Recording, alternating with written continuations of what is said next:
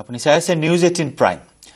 এখন হাই ভোল্টেজ খেল পিছে এই খেলখন এলা পেছা খেল নহয় আলফাৰ শিবিৰত অনুষ্ঠিত হোৱা এখন উত্তেজনাপূৰ্ণ খেল খেলখনৰ এটা দলৰ নেতৃত্বত আছে পৰেশ বৰুৱা আৰু আনটো দলত অনুপ চেতিয়া আৰু খেলখন কোন হাৰিল কোন জিকিল আহক চাও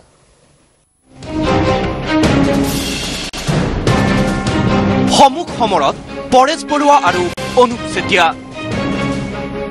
এটা দলৰ নেতৃত্বত পৰেশ বৰুৱা আনটোৰ নেতৃত্বত অনুপ চেতিয়া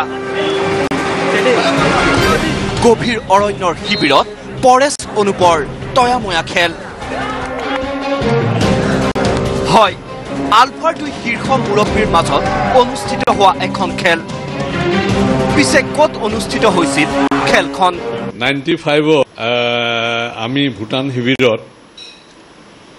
ভলিবল প্ৰতিযোগিতা হৈছিল ভূটানৰ ঘনঘোৰ অৰণ্যৰ মাজত 1995 চনত অনুষ্ঠিত হৈছিল ভলিবল খেলখন খেলখনৰ মুখ্য আকৰ্ষণৰ কাৰণ হ'ল এটা দলৰ নেতৃত্বত আছিল স্বয়ং সংগঠনৰ সেনা প্ৰধান পৰেশ বৰুৱা আৰু আনটোৰ নেতৃত্বত সাধাৰণ সম্পাদক অনুপ চেতিয়া কোনটো দল আছিল কিমান শক্তিশালী একচুৱেলি পৰেশৰ টিমটো খুব ভাল আছিল মানে তেওঁলোকৰ যিখন পৰেশও ভাল স্মেচ কৰে তাৰপিছতে আৰু দুজনমান ভাল প্লেয়াৰ আছিল আমাৰ ফালে আমাৰ শশধৰ চৌধুৰী আছিলে মই আছিলোঁ আমাৰ টিমটো ইমান বেয়া নাছিল আমি দেখিলোঁ যে পৰেশক অকণমান সাইকলজিকেলি যদি আক্ৰমণ কৰা নহয় তেতিয়াহ'লে আমি জিকিব নোৱাৰোঁ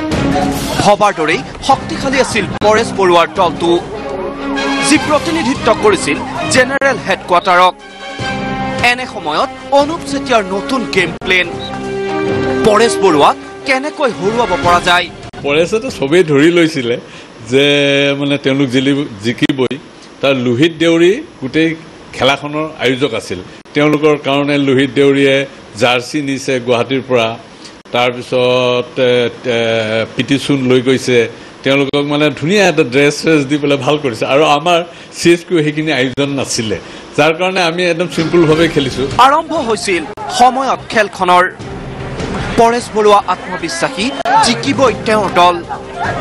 পিছে অনুপ চেতিয়াৰ গেম প্লেনত কি হ'ল খেলখনৰ ফলাফল